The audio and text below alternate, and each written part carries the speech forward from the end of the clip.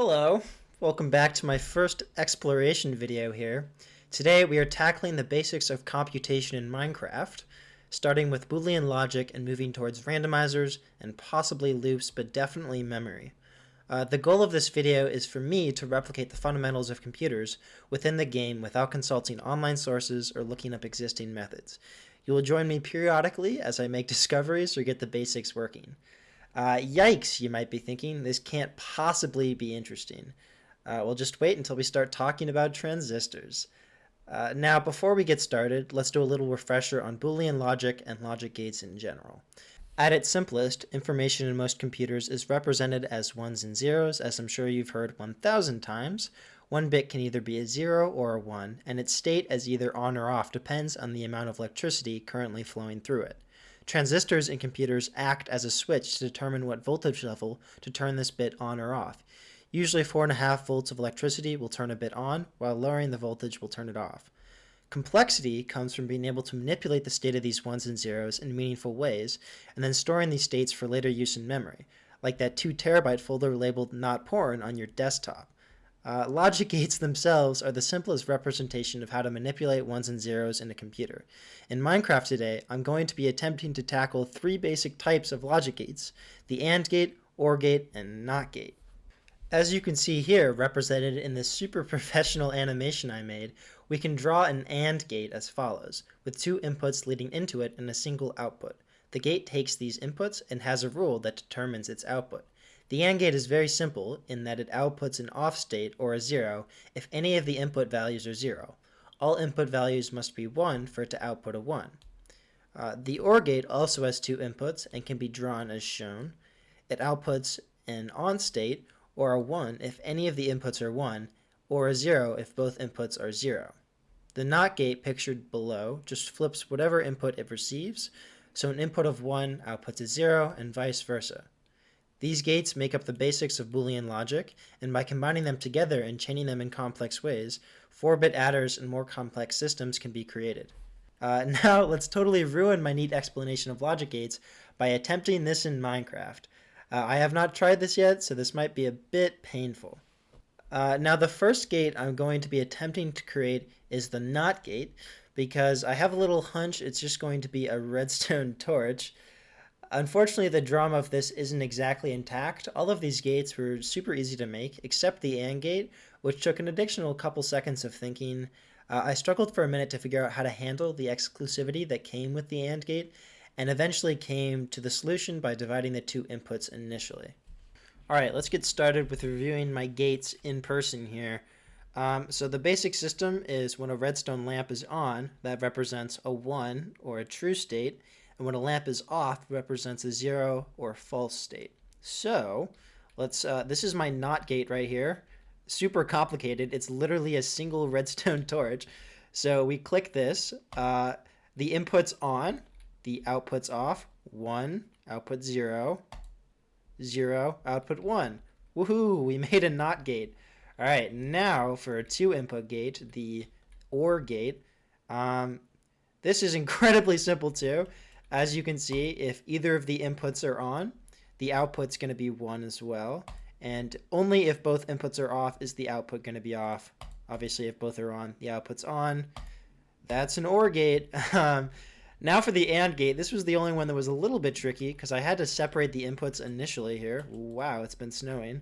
And then they passed this line, which has another redstone torch. So you can see if just one input's on, it doesn't do anything because this line's still lit over here.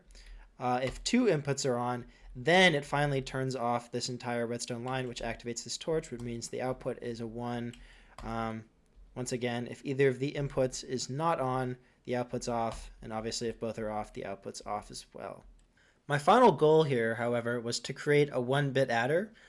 For those unfamiliar, a 1-bit adder can add 2 1-bit bits together. For example, adding 0 and 1 in binary gives us 1, which represents 1 in base 10. Adding 1 and 1 in binary gives us 10, which represents 2 in base 10. Pretty simple, but a basic calculator nonetheless. In order to accomplish this in a rather neat fashion, we need to make use of the exclusive OR gate, or XOR gate. Essentially, as you can see here, this gate only evaluates to 1 when either one input or the other input are 1, but not both or neither. Wow, that was quite the sentence, so please refer to the truth table I have sketched out in this image. To make this gate using the building blocks I discussed earlier, we can chain together a few gates to create our final gate, which we can then call an XOR gate. You can see here how this gate functions using the gates we already chatted about.